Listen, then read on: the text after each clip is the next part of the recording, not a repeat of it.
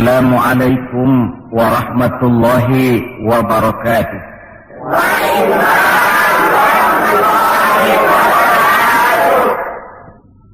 Bismillahirrahmanirrahim. Alhamdulillahi rabbil alamin. Wassalatu wassalamu ala asyrafil anbiya'i wal mursalin Sayyidina Muhammadin wa ala alihi wa ashabihil mujahidin at-tahirin, amma ba'du. Bapak-bapak, ibu-ibu, saudara-saudara, ma'asyiral muslimin rahimakumullah. Kita tahu bahwa sejarah sepanjang perjalanannya banyak mencatat orang-orang besar. Ada orang menjadi besar oleh karena pangkat, jabatan dan kekuasaannya. Apabila pangkat, jabatan dan kekuasaannya selesai, maka selesai kebesarannya sampai di situ. Ada orang menjadi besar oleh karena harta benda dan kekayaan yang dimilikinya.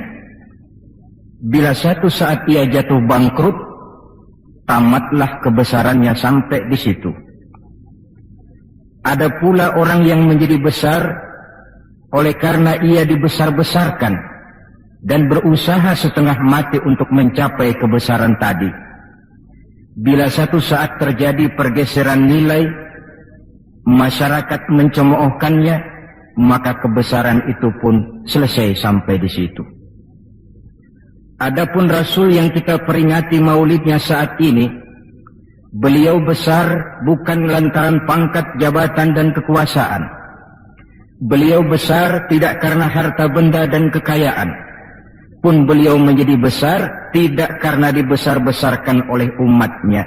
Beliau besar karena dibesarkan oleh Allah Subhanahu wa ta'ala. Satu kali orang sudah dibesarkan oleh Allah, bagaimanapun usaha orang lain untuk mengecilkannya, orang itu akan tetap menjadi besar. Tetapi satu kali orang dikecilkan oleh Allah, satu negara orang mau mengangkat dia, kalau memang dasarnya potongan nyungsep, tentu tidak akan naik ke atas juga. Jelas, Pak? Jelas? Apaan? Pokoknya jelas. Tidak ada seorang penulis pun, baik ia dalam Islam maupun dari luar Islam, jikalau mau bicara dengan jujur, yang tidak mengagumi kebesaran pribadi dan martabat Rasulullah sallallahu alaihi wasallam. Dalam satu kalimat yang indah, Imam Busairi di dalam qasidah burdahnya menjelaskan kepribadian beliau dengan untayan kata, kal badri fi syarafin wa zahri fi tarafin wal bahri fi karamin wa dahri fi himamin. Rasulullah itu, kata beliau, tinggi martabat bagai rembulan, tabah dan ulet laksana masa, dermawan bak samudra luas biru membentang, tabah dan ulet laksana masa. Itu sebabnya beliau oleh Allah dijadikan figur, dijadikan model dan pola sebagai contoh bagi kehidupan umat Islam. Sehingga di dalam Al-Quran Allah menyatakan, laqad kana lakum fi rasulillahi uswatun hasanah. Sungguh telah ada bagi kamu pada diri Rasulullah itu contoh teladan yang sangat baik. Timbul pertanyaan, mengapa Rasul menjadi contoh buat kita? Pertama, beliau menjadi contoh buat kita karena beliau manusia, hidup dan berjuang secara manusiawi. Kalau manusia disuruh mencontoh manusia, tentu wajar. Yang tidak wajar kalau manusia disuruh mencontoh jin atau malaikat. Maka dalam ayat Quran Allah menyatakan, laqad ja'akum rasulun min anfusikum. Sungguh telah datang kepadamu seorang rasul, yang rasul itu berasal dari jenis kamu manusia. Saudara-saudara, kalau rasul yang diutus Allah itu jin atau malaikat, kemudian berhasil di dalam tugasnya, barangkali kita tidak perlu kagum. Datang rasul ke dunia ini, rasulnya jin. Saya yakin satu dunia mungkin orang beriman semua, tetapi bukan karena ikhlas dan yakin, mungkin karena ngeri sama Rasulnya. Bayangkan kalau Rasul Jin dia turun ke alam ini dengan segala macam tingkah polanya, mungkin orang sedunia akan menjadi beriman. Yang kedua, Rasul menjadi contoh di dalam kehidupan kita karena pribadi beliau lengkap. Artinya, jikalau kita kebetulan seorang pemimpin, beliau juga pemimpin. Jikalau kita seorang jenderal, beliau memimpin tentara di medan perang. Jikalau kita seorang kepala rumah tangga, beliau punya anak dan istri. Jikalau kita seorang guru, beliau mengajar jamaah di masjid. Jikalau kita seorang pedagang, beliau pun pedagang yang jujur. Jikalau kita seorang mubalik, beliau juga berdakwah menyampaikan Islam kepada manusia. Di dalam keseluruhannya itu tercemin uswatun hasanah, contoh teladan yang sangat baik. Maka kehabisan alasan seorang muslim yang tidak mencontoh pribadi beliau. Oleh sebab itu ironi dan sangat kita sayangkan jikalau seorang muslim tahu betul sejarah kehidupan Benito Mussolini, dia hafal sejarahnya Adolf Hitler, dia tahu sejarahnya Napoleon Bonaparte, dia hafal benar ajarannya Karl Marx, tapi dia buta terhadap hidup dan kehidupan Rasulullah sallallahu alaihi wasallam. Saudara hadirin yang berbahagia, yang akan kita bicarakan pada kesempatan ini, bagaimana cinta Rasul kepada umatnya dan bagaimana sewajarnya cinta kita umatnya kepada beliau. Bahwa Rasul yang kita peringati maulidnya saat ini cinta betul kepada kita umatnya, dapat saya kemukakan beberapa data. Dari sini nanti kita introspeksi. Kalau tahulah kita begitu besar cinta Rasul kepada kita, apa tidak wajar kita juga cinta kepada beliau? Kalau logika ini sudah diterima, pembicaraan pun kita lanjutkan kepada bagaimana sih sebenarnya cinta kepada Rasul itu. Bukti pertama bahwa beliau cinta kepada kita. Saudara-saudara, menurut ukuran zaman sekarang, Rasulullah itu pan hidupnya miskin. Malahan ada satu doa yang sering beliau baca. Ini kalau doa ini saya kasih saudara-saudara, kira-kira mau diamalin kan? Kalau saya terus terang belum mau. Doanya begini, dan ini sering Rasul baca. Allahumma ahyini miskinan, wa tawaffani miskinan, wa hasyirni yaumal qiyamah fi zumratil masakin. Ya Allah, hidupkan saya dalam keadaan miskin, matikan saya dalam keadaan miskin, dan kumpulkan saya di akhirat nanti bersama golongan orang-orang miskin. Yang tadi sudah kadang bilang mau diamalin ini ya. Saya sudah bilang tadi saya belum tapi mau. Kita baca dalam sejarah beliau itu rumahnya kecil. Tidurnya di atas pelepah daun kurma, kadang-kadang sampai berbekas di pipinya. Sarapan paginya seteguk air zam-zam, sepotong roti, kadang 3 butir kurma. Di tengah kemiskinannya Allah pernah menantang beliau dengan kata, wala sawfa yu'tika rabbuka fatarda. Ada enggak tuh di Quran? Ada. Surah apa? Pokoknya Quran dah ya. Wala sawfa yu'tika rabbuka fatarda. Allah akan memberikan kepadamu wahai Muhammad apa saja yang menyenangkan hatimu. Apa yang kamu mau, ngomong saja, Allah berikan. Jikalau engkau Muhammad kepengen kekuasaan yang luas, kami angkat kau menjadi raja di raja, menjadi king of king, istilah kerennya. Jikalau kamu kepengen kaya Muhammad, itu Jabal Uhud sanggup menjadi bukit emas. Sehingga itu di dalam Barzanji diceritakan, warawadathul jibalu bi an takuna lahu zahaban fa'aba. Jabal Uhud menawarkan diri menjadi bukit emas, tetapi Nabi menolak. Jikalau engkau wahai Muhammad kepingin wanita cantik, bilang saja anak siapa. Ditawarkan semacam ini, beliau menjawab, izan ya Rabb, La arda wa wahidun min ummati finnar. Kalau memang demikian ya Allah, apapun saja yang diberikan kepada saya, berikanlah saya kekuasaan yang luas, berikan saya emas sebesar Jabal Uhud, berikan saya kekayaan yang tak ternilai sekalipun, seluruhnya tidak akan sanggup menyenangkan hati saya selama saya dengar masih ada satu saja umat saya yang masuk ke dalam neraka.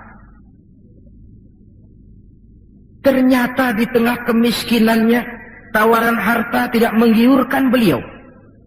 Tawaran kekuasaan tidak menggiurkan beliau. Yang difikirkan siang malam adalah keselamatan kita umatnya ini.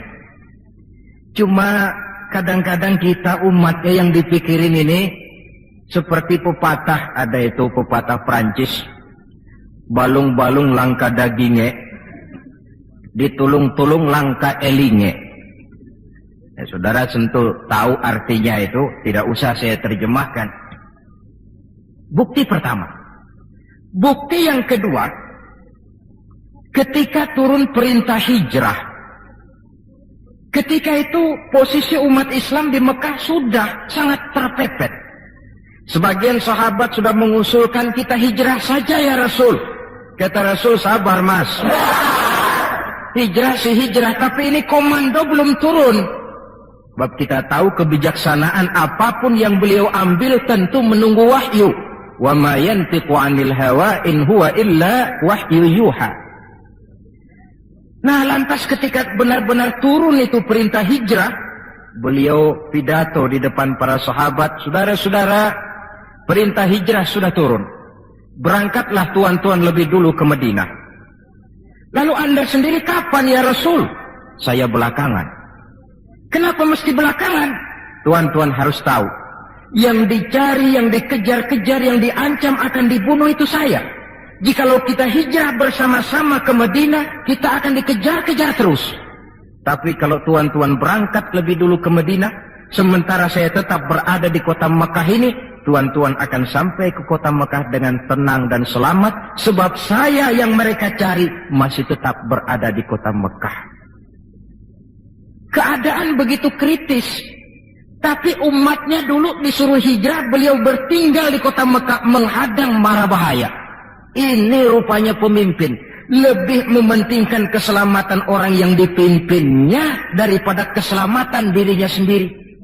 Enggak mentang-mentang turun perintah hijrah terus ngepak koper, udah ya gue duluan. Tidak, umatnya yang disuruh berangkat dulu, keselamatan umatnya yang dipikirkan, cintanya kepada umatnya. Bukti yang ketiga, saudara-saudara, bahwa Rasul cinta kepada kita. Dikala beliau akan datang ajal, hari Senin tanggal 12 Rabiul Awal seperti hari kelahirannya. Dikala itu sakit beliau sudah agak payah. Datang waktu subuh di Madinah ini, Bilal pun azan di masjid. Selesai azan, sebagian sahabat melakukan sholat sunnah qobliyah, lalu menunggu kedatangan baginda Rasul sallallahu alaihi wasallam untuk mengimami sholat subuh. Lantaran ditunggu lama tidak datang, akhirnya Bilal diutus menjemput baginda Rasul. Ketika sampai di rumah, beliau berkata, Bilal, sakitku sudah agak payah ini. Rasa-rasanya tak kuat lagi aku jadi imam. Kau kembalilah ke masjid, sampaikan ini kepada semua sahabat, dan minta kesediaan Abu Bakar menjadi imam. Bilal dengan muka sedih dan air mata berurai membasahi pipi, berangkatlah ke masjid. Saudara-saudara, baginda Rasul sudah tidak kuat lagi mengimami sholat. Beliau perintah Abu Bakar untuk menjadi imam. Kata Abu Bakar, saya tidak mau jadi imam kalau baginda Rasul masih hidup. Ini termasuk akhlak, etika para sahabat. Akhirnya satu masjid nangis semua. Sholat subuh belum nangis. Sampai tangisan itu kedengaran ke rumah Nabi. Beliau berkata kepada putrinya Fatimah, coba kau lihat kenapa orang di masjid nangis. Setelah Fatimah kembali lapor, Abah, mereka sedih karena sadar bahwa saat berpisah sudah hampir datang. Kalau begitu, suruhlah Bilal kemari. Datang Bilal, dipapah Rasul berangkat juga ke masjid mengimami sholat. Sholatnya ringkas karena beliau sakit. Dan memang beliau juga mengajarkan, idza amma ahadukumun nas falyukhaffif.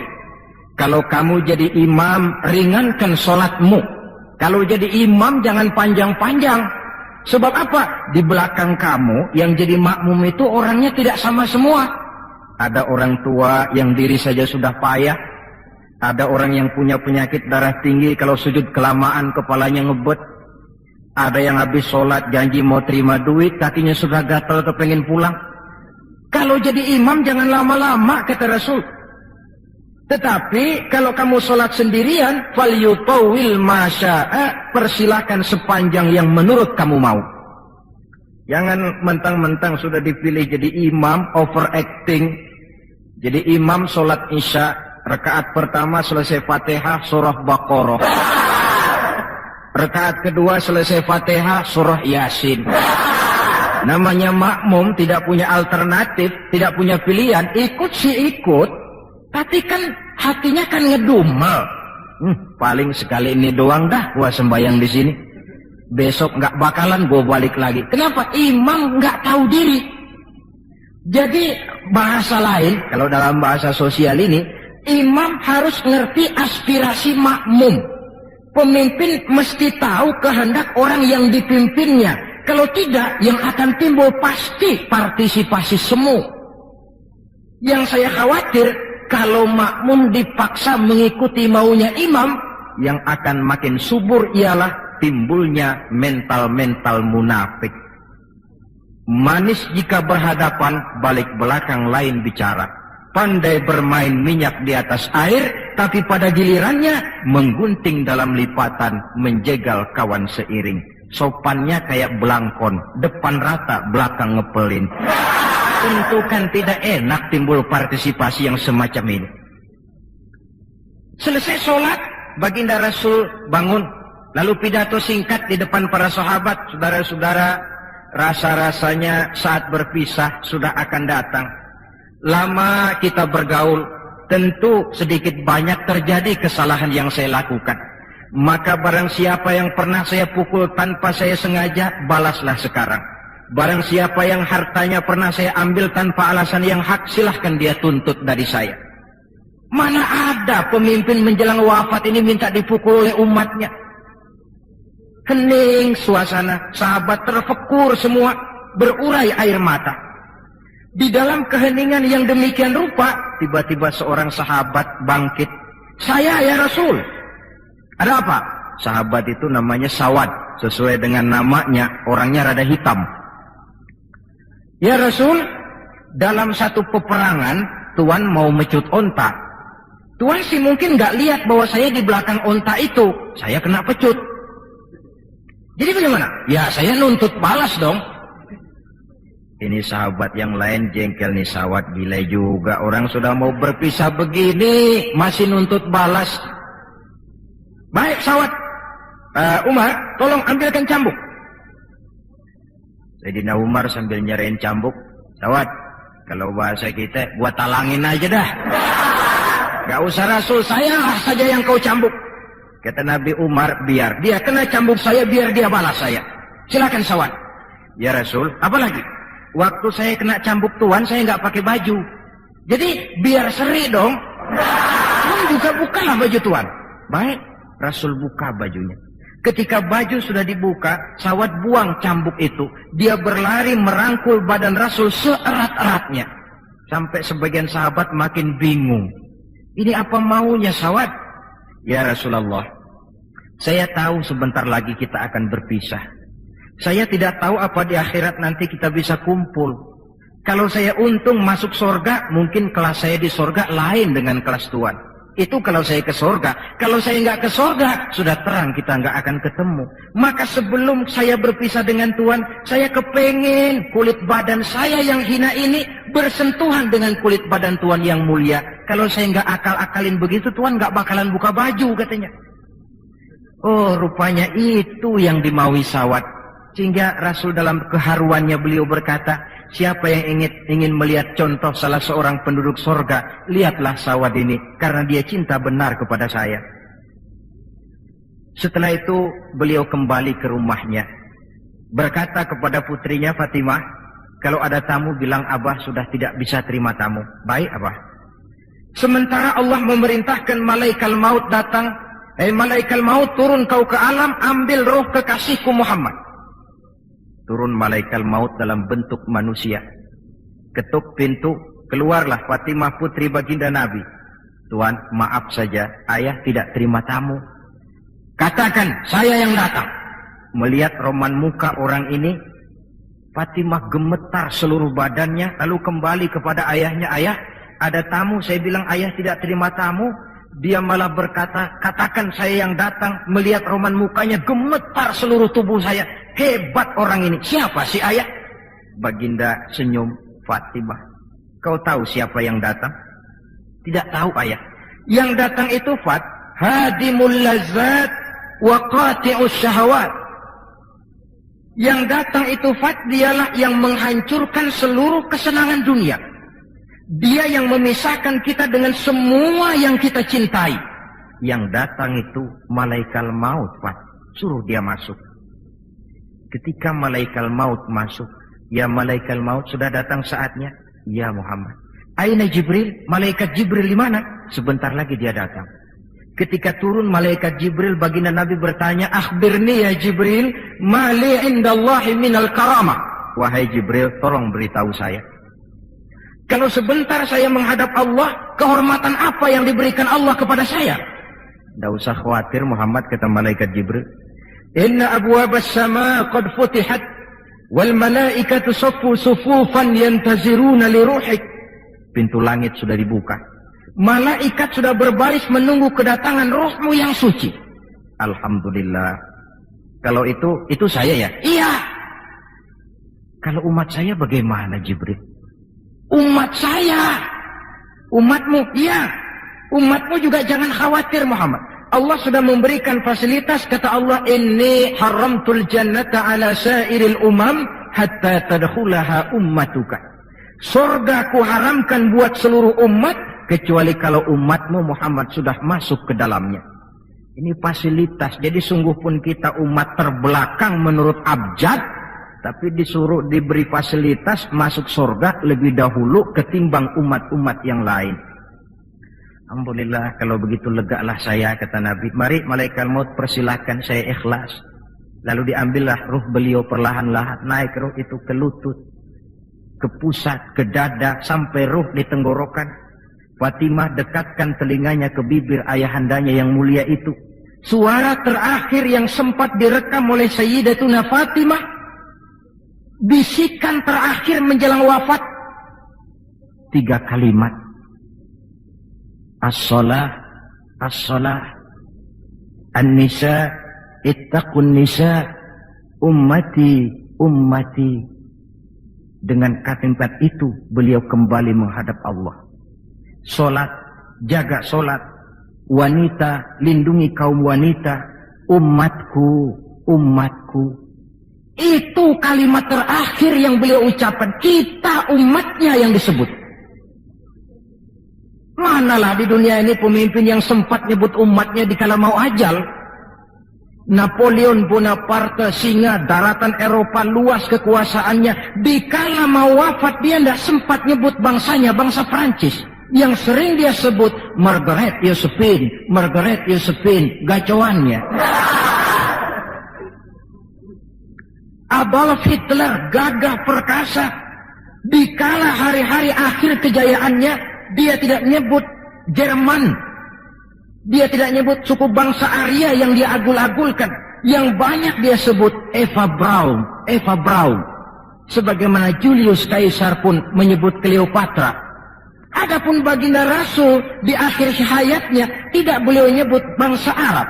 Tidak anaknya, tidak istrinya, tidak sahabat dan orang-orang yang dekat dengan beliau. Tetapi yang disebut kita umatnya. pada detik-detik terakhir daripada kehidupan beliau. 3. Bukti yang keempat bahwa beliau cinta betul kepada kita umatnya. Nanti di akhirat. Ini sudah ada yang pernah ke akhirat belum?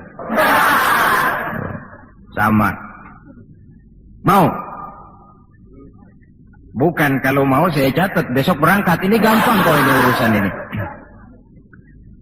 Nanti di akhirat, setelah Allah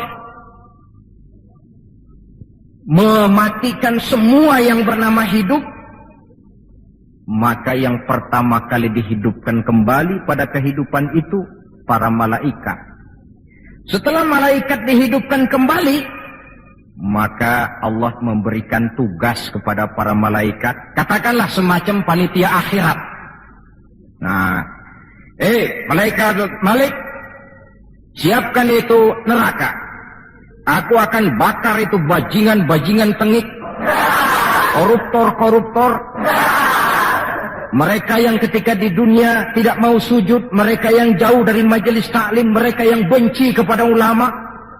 Kau Ridwan, siapkan surga. Aku akan balas hamba-hambaku yang ketika di dunia mereka rajin sujud, dekat dengan ulama, menyintai majelis taklim, gemar berbuat kebajikan.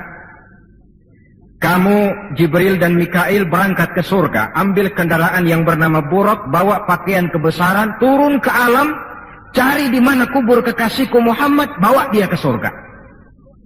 Turunlah malaikat Jibril dan Mikail. Ketika itu alam sudah rata. Malaikat Jibril berdoa, ya Allah, saya mohon pertolonganmu agar bumi yang menyimpan tubuh suci Muhammad terbuka hendaknya. Terbuka kubur Nabi. Beliau bangkit dari kubur mengusap-usap mata seperti orang bangun tidur. Tengok kanan malaikat Jibril, tengok kiri malaikat Mikail. Lalu beliau bertanya, ayu yaumin hadza ya Jibril? Ini hari apa ya Jibril? Kata malaikat Jibril, ya Muhammad, hadza ma wa'ada ar-Rahman. Inilah hari yang dijanjikan Allah. Ini hari kiamat Muhammad. Kiamat. Ya Jibril, jikalau ini memang hari kiamat, aina tarakta ummati? Kalau ini memang hari kiamat Jibril, umat saya di mana? Kita yang ditanya. Bangun dari kubur, tahu kalau itu hari kiamat, pertanyaan pertama, umat saya di mana? Barangkali kalau saudara yang bangun paling dulu dari... Adapun baginda Nabi, saudara-saudara, ketika pertama bangkit dari kubur itu, kitalah umatnya yang menjadi pertanyaan pertama. Malaikat Jibril menjawab, ya Muhammad, tidak ada orang yang dibangkitkan sebelum kamu. Kaulah orang pertama. Lalu bagaimana sekarang? Kita ke surga. Perintah Allah, perintah Allah. Berangkat ke surga. Setelah di surga, beliau seperti orang bingung. Sampai Allah menegur, ya Muhammad, apa kurang enak surga? Enak ya Allah. Apa tidak cukup fasilitas? Cukup. Kenapa kamu seperti orang tidak betah? Saya mikir umat saya ya Allah. Iya, saya sudah enak-enak duduk di kursi empuk. Umat saya bagaimana umat saya? Jadi mau kamu bagaimana? Saya minta izin ya Allah, mau keluar dulu, mau tengok saya punya umat. Sudah di surga permisi keluar mau tengokin umatnya. Dikala kita umatnya lewat di atas sirat, beliau angkat kedua tangan seraya berdoa, Allahumma sallim sallim. Ya Allah, selamatkan umatku yang sedang lewat di atas sirat, selamatkan ya Allah. Dari dunia sampai akhirat beliau cinta kepada kita. Dari dunia sampai akhirat beliau bela kita. Betapa pemimpin semacam ini tidak kita cintai. Masalahnya sekarang, kalau kita sudah sependapat bahwa kita juga cinta kepada Rasul, apa sih artinya cinta kepada Rasul itu? Hadirin, pertama, man ahabba syai'an aktsara min dzikrihi. Siapa yang cinta sesuatu, dia tentu banyak menyebut yang dia cintai. Ini tandanya orang cinta, banyak nyebutin. Kalau saudara cinta kepada harta, tentu kalau ngobrol yang banyak saudara sebutin harta. Kalau saudara lagi ngobjek tanah, senang cinta sama tanah, asal ngobrol di warung mesti tanah yang dimeterin. Walaupun tanah orang. Kalau saudara kebetulan sedang jatuh cinta kepada seorang perempuan, bahkan dalam tidur pun kebawa-bawa namanya saudara sebut. Orang yang cinta sesuatu, dia banyak menyebut yang dia cintai. Cinta kepada Nabi, banyak menyebut Nabi. Menyebut Nabi apa lalu? Muhammad, Muhammad, Muhammad, Muhammad. Tentu bukan. Sebab kita tahu dalam kehidupan sehari-hari saja kita punya tata krama. Gubernur lewat, tentu tidak berani kita secara langsung menyebut namanya. Mesti kita berkata, itu ada Bapak Gubernur lewat. Kita sebutlah predikatnya. Itu ada Bapak Menteri lewat. Itu kepada pejabat. Antara pula kepada seorang junjungan alam. Banyak menyebut Nabi artinya banyak membaca sholawat kepada beliau. Sekurang-kurangnya Allahumma sholli ala Sayyidina Muhammad wa ala ali Sayyidina Muhammad. Satu. Yang kedua, orang yang cinta kepada sesuatu biasanya menjaga, memelihara warisannya. Kita punya orang tua meninggal dunia, ada warisannya, tentu kita jaga sebaik-baiknya. Sudahlah nggak bisa nambahin, sekurang-kurangnya nggak jualin melulu. Jikalau Rasul meninggalkan kita, jelas beliau tidak meninggalkan harta. Beliau tidak meninggalkan kebun, pabrik, tanah dan sebagainya. Tapi beliau meninggalkan warisan kepada kita untuk kita jaga, kita pelihara bersama. Apa yang warisan yang beliau tinggalkan? Prinsipnya 3. Yang kedua terdapat dalam hadis, taraktu fikum amrain lan tadillu ma in tamassaktum bihima abada, kitab Allah wa sunnata rasulih. Aku tinggalkan kepadamu 2 perkara yang jikalau kamu mau berpegang teguh kepada keduanya, kau tidak akan sesat untuk selamanya. Quran dan sunnah Rasul. 2. Warisan yang ketiga dalam hadis, al-ulama warasatul anbiya. Ulama adalah ahli waris Nabi. Kalau demikian, maka warisan Nabi itu 3. Quran, sunnah, ulama. Inilah warisan yang perlu kita jaga, warisan yang perlu kita pelihara, yang kita laksanakan dan terjemahkan di dalam kehidupan kita. Mari kita lihat. Warisan pertama, Quran. Kitab suci bagi kita umat Islam. Bagaimana cara kita memelihara warisan yang namanya Quran ini? Pertama, usahakanlah agar membaca Quran menjadi salah satu hobi di dalam kehidupan kita. Kata Nabi, innal ladzi laisa fi jawfihi syai'un minal Qur'an kal bait. Orang yang dari tenggorokannya tidak pernah keluar ayat Quran barang sepotong pun, belum pernah ngaji barang seayat pun, itu orang kata Nabi kayak rumah kosong. Rumah biar bagus, potongan Spanyol, gede, mahal, kalau kosong kan angker. Kuntilanak, tuyul, memedi, betah di situ.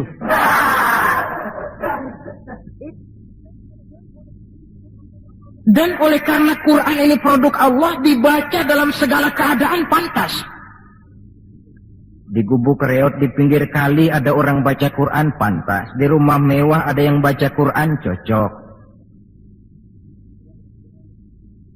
Kemudian orang sedih baca Quran, terhibur. Orang gembira baca Quran, tidak menjadi lupa diri. Di istana ada yang baca Quran, pantas. Di depan kubur ada yang baca Quran, pantas.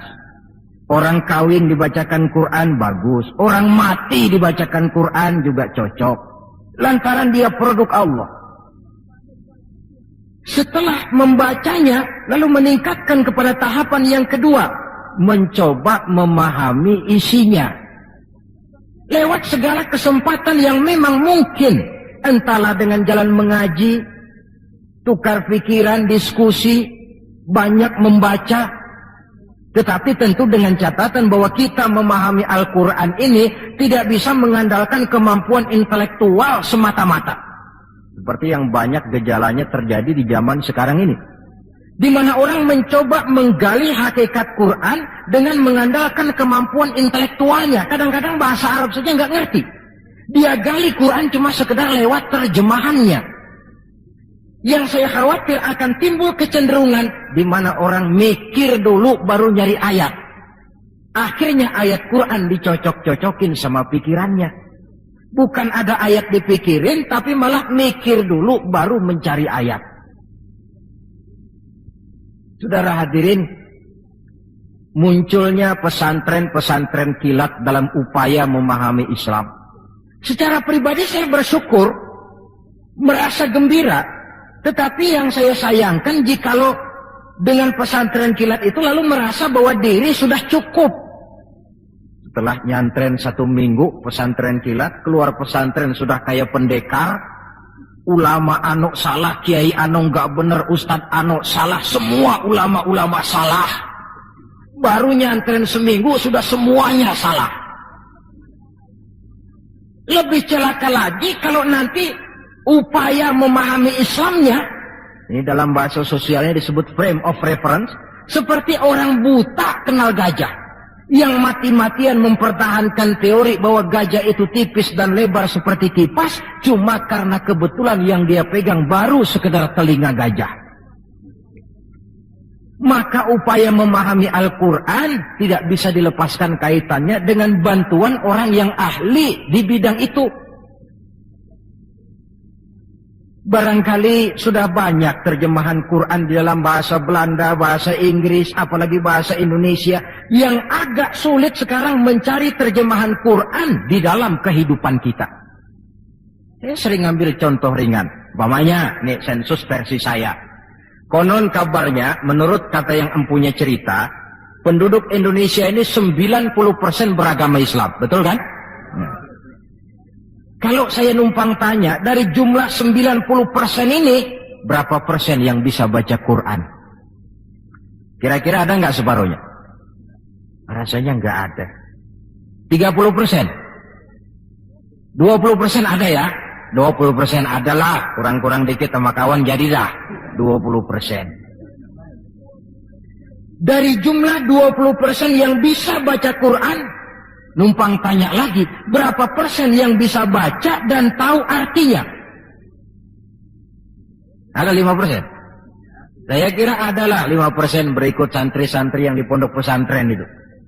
Dari jumlah 5% yang bisa baca Quran dan tahu artinya, berapa persen yang bisa baca, tahu artinya, lalu mengamalkan ajaran Quran?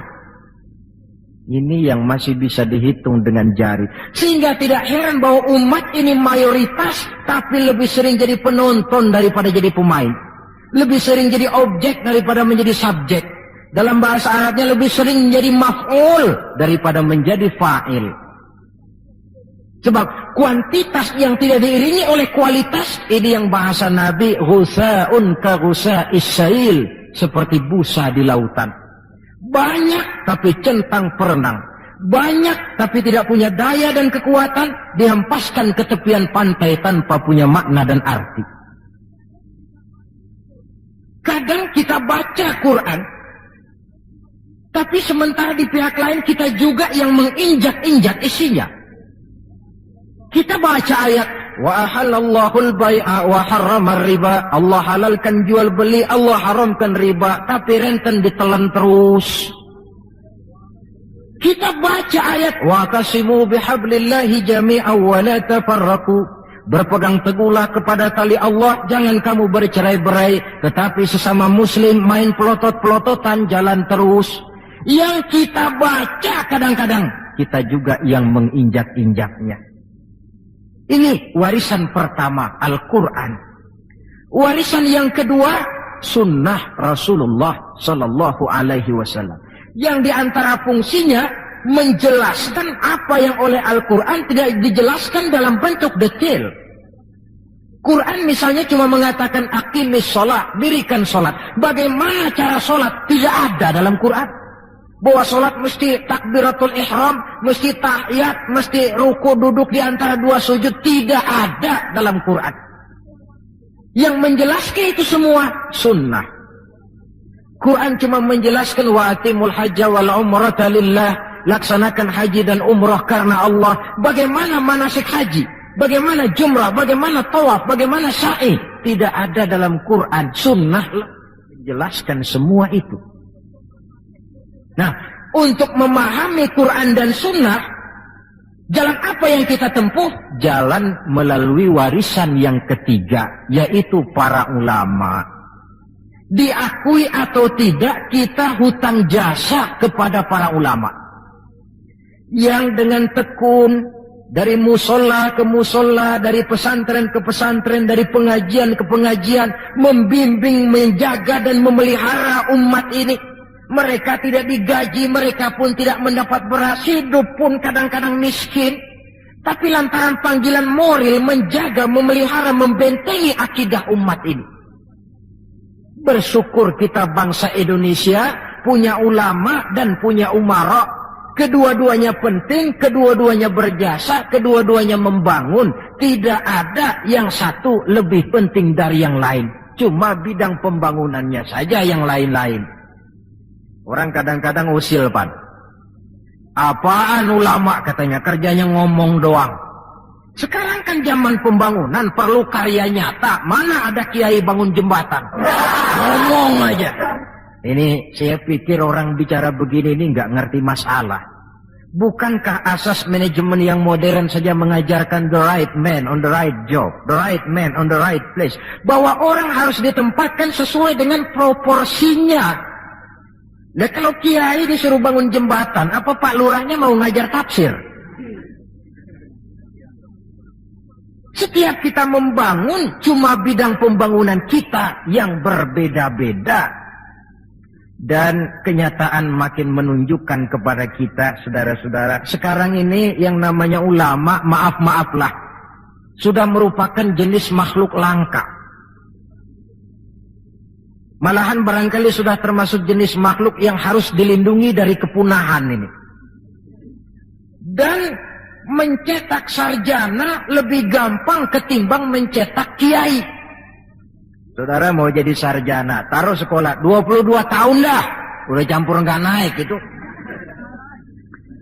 Ya cobalah kalau TK 1 tahun, TK 1 tahun, SD 6 tahun, PAN 7 tahun, SMP 3 tahun, 10 tahun, SMA 3 tahun, 13 tahun, kuliah lah 5 tahun, 18 tahun, cadangan nggak naik lah 4 tahun. Masa dicadangin nggak 4 tahun nggak selesai, sarjana tinggal pilih. Tapi saudara ngaji dari kecil sampai 20-30 tahun belum tentu loh jadi kiai. Dan nggak bisa minta. Mas, gua kan ngaji melulu, panggil gua kiai, kenapa sih? Loh, kiai minta begini kan nggak bisa. Kalau ilmunya diakui, akhlaknya jadi contoh, perjuangannya diteladani, umat bersimpati, lalu masyarakat beramai-ramai secara praktis menyebutnya kiai. SK-nya itu di tangan umat. Oleh karena SK-nya di tangan umat, dia tidak kenal pensiun dan jam kerjanya pun 24 jam. Kapan umat perlukan, dia mesti berangkat. Yang saya khawatir, kelangkaan ulama ini menyebabkan terjadinya pergeseran nilai. Dan ini pernah dianalisa oleh baginda Rasul Sallallahu Alaihi Wasallam. Apa kata beliau? Inna min asyrati sa'ah. Sesungguhnya di antara tanda-tanda kiamat. Nggak usah mikirin kiamat beneran dah. Saya juga nggak pengen ngalamin. Kiamat mini. Kiamat kecil-kecilan. Apa itu? Hancurnya sendi-sendi kehidupan sosial. Maksiat merajalela, munkarat menjadi-jadi. Yang benar jadi salah, yang salah dianggap benar, yang hak menjadi munkar, yang munkar dibilang hak. Kemakmuran cuma kata, keadilan cuma teori. Hukum kayaknya cuma buat orang kecilan, orang gedean, kagak mempan hukum. Padahal hukum kalau sudah pandang bulu, terang yang enak yang banyak bulunya. Siapa yang banyak bulunya? Monyet. Kalau kalau hukum pandang bulu, monyet keenakan. Pergeseran nilai terjadi. Kiamat macam ini yang kadang-kadang kita temukan dalam kehidupan. Penyebabnya apa? Kata Nabi yang pertama, ayurfa'al ilmu. Ilmu diangkat oleh Allah. Bagaimana cara Allah mengangkat ilmu dan apa maksudnya? Allah mengangkat ilmu pertama dengan jalan mematikan ulama. Makin banyak ulama wafat, makin banyak ilmu ditarik. Yang kedua, kurangnya minat orang belajar agama. Majelis taklim yang non formal atau yang formal seperti madrasah dan pesantren. Pikiran orang sudah pikiran perut. Sekolah sama dengan ijazah, ijazah sama dengan lapangan kerja. Dalam kondisi macam itu, madrasah mendapat perhatian sebelah mata. Maksudnya apa ilmu ditarik ini? Agama dikucilkan. Kalau 1-2 kali disebut-sebut agama itu cuma alat pelengkap saja. Agama cuma pidato, agama cuma seminar, agama cuma kongres, agama cuma muktamar. Tapi bahwa agama jauh dari kehidupan sehari-hari, itu merupakan realita.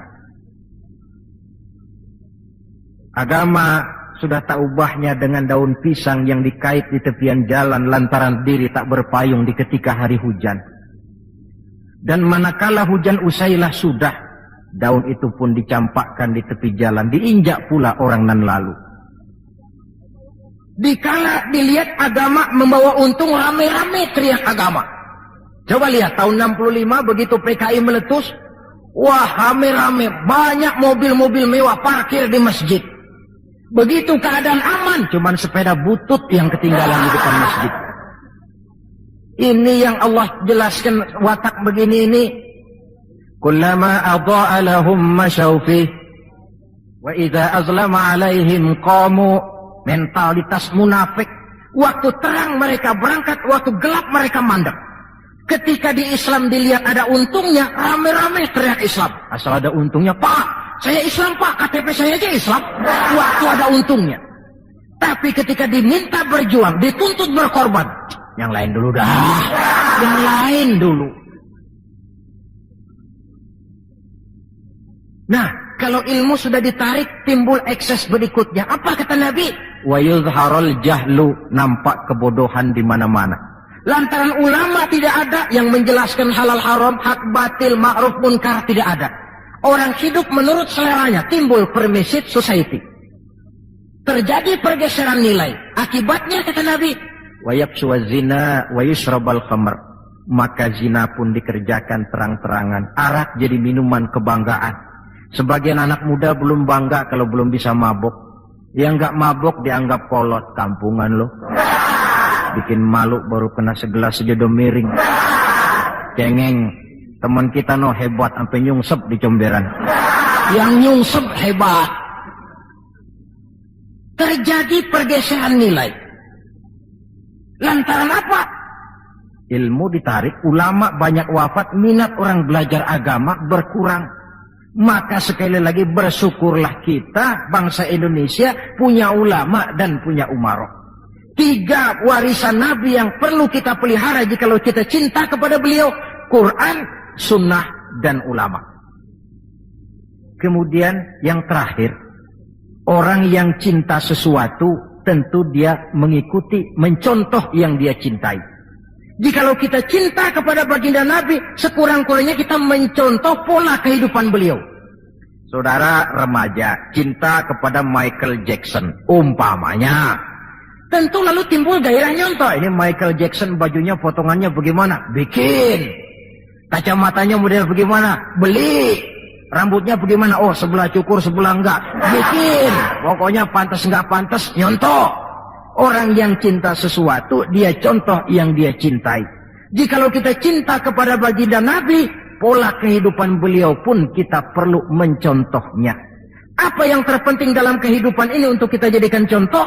2 hal saja. Pertama akhlak dan yang kedua ibadah. Kita tahu akhlak beliau bukan cuma manusia, Allah yang puji. Wa innaka la'ala khuluqin azim. Engkau wahai Muhammad benar-benar berada di atas budi pekerti yang sangat luhur. Kalau Allah saja sudah memuji, apalah artinya pujian kita manusia ini? Allah saja memuji beliau, apalah artinya pujian kita ini? Tidak cuma teman, lawan pun mengagumi ketinggian akhlaknya. Kalau orang berakhlak kepada teman barangkali masih wajar, tapi berakhlak kepada musuh, ini yang tidak semua orang bisa. Pernah selesai sholat zuhur, beliau tidur di bawah pohon kurma.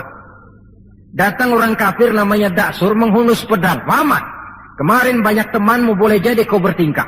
Sekarang kau sendiri, kalau saya tebas batang lehermu, siapa yang akan tolong kamu? Dengan tenang beliau menjawab, Allah yang akan menolong saya. Kalimat Allah kalau diucapkan oleh orang yang jiwanya bersih, pengaruhnya lain. Daksur gemetar seluruh badannya mendengar kalimat Allah. Keringat dingin bercucuran sampai tangan licin, pedang terlepas.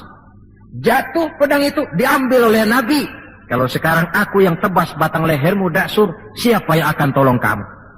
Dalam gemetar dia bilang, enggak ada ya Rasul, kecuali kalau anda mau memaafkan saya, maafin ya. Nabi menyerahkan pedang, bawa pulanglah kembali ke rumahmu. Jangan ulangi lagi perbuatan macam ini. Begitu mudah beliau memaafkan orang yang nyata-nyata mau menghabiskan nyawanya. Kita kadang persoalan yang sedikit saja marah suka berlaku perpanjangan waktu. Nggak cukup perpanjangan waktu, bisa ditambah perpanjangan generasi. Gara-gara jengkel sama bapaknya, anaknya kagak boleh main. Lu jangan main ke rumah temen lu si Fulan, kenapa? Gua lagi kesel sama bapaknya. Kesel sama bapaknya, anak gak boleh main. Ini kan sudah ditambah oleh perpanjangan generasi namanya. Banyak contoh yang diceritakan dalam sejarah mengenai ketinggian akhlak beliau. Tidak cuma kepada teman, tetapi kepada musuh-musuhnya sekalipun beliau mempunyai akhlak yang sangat luhur. Dan akhlak inilah penilaian orang di dalam kehidupan kita. Seorang rendah yang akhlaknya tinggi jauh lebih baik daripada seorang besar dan tinggi, dalam arti entah jabatan, harta, kekuasaannya, tetapi berakhlak dan bermoral rendah. Dan jangan lupa, kehancuran suatu bangsa selalu dimulai dengan kehancuran moral daripada bangsa itu sendiri. Kita cukup prihatin yang hidup di abad 20 ini, insya Allah lah kita nggak akan mengalami banjir sebesar banjirnya Nabi Nuh. Tapi banjir abad ini polanya lain. Banjir maksiat dan munkar, banjirnya peradaban dan kebudayaan yang menghancurkan moral anak-anak kita. Banjirnya paham-paham yang menghancurkan, sekurang-kurangnya mendangkalkan kita punya akidah. Terhadap banjir-banjir semacam ini kita perlu punya kapal, supaya selamat diri, selamat keluarga, selamat generasi yang akan datang dari segala macam banjir yang tidak kita inginkan. Nah, untuk mencontoh akhlak beliau inilah kita perlu membaca, mempelajari peri kehidupan beliau. Akhlaknya ketika menjadi pedagang, akhlaknya ketika memimpin tentara, akhlaknya dalam kehidupan di rumah tangga, akhlaknya kepada para sahabat, akhlaknya menghadapi musuh sekalipun. Bukankah sejarah juga yang menceritakan kepada kita, pada waktu dakwah ke Taif beliau bukan disambut malah disambit. Ketika itu turun malaikat Jibril, ya Muhammad, kalau kau mau orang yang melontari kau dengan batu hancur, sekarang ini juga aku timpa mereka dengan Jabal Uhud biar mampus semua. Kata Nabi, jangan ya Jibril, saya ini diutus bukan untuk menghancurkan orang, saya ini rahmatan lil alamin. Jadi mau kamu apa? Saya cuma mau berdoa buat mereka, Allahumma hdi qaumi fa innahum la ya'lamun. Ya Allah, berikan hidayah, petunjuk kepada kaumku yang tadi melontari aku dengan batu lantaran mereka tidak tahu. Karena tidak tahu maka mereka lontari aku dengan batu. Andai mereka tahu, itu tidak akan mereka lakukan. Sudahlah dilontari batu, yang melontari batu malah didoakan dan doanya pun bagus. Akhlak di dalam kehidupan. Hal kedua yang mau kita contoh adalah ibadah. Hadirin, kalau ada satu-satunya manusia yang sudah mendapat jaminan ampun dari segala dosa, itu cuma baginda Nabi orangnya. liyaghfira lakallahu ma taqaddama min dzambika wa ma ta'akhkhar.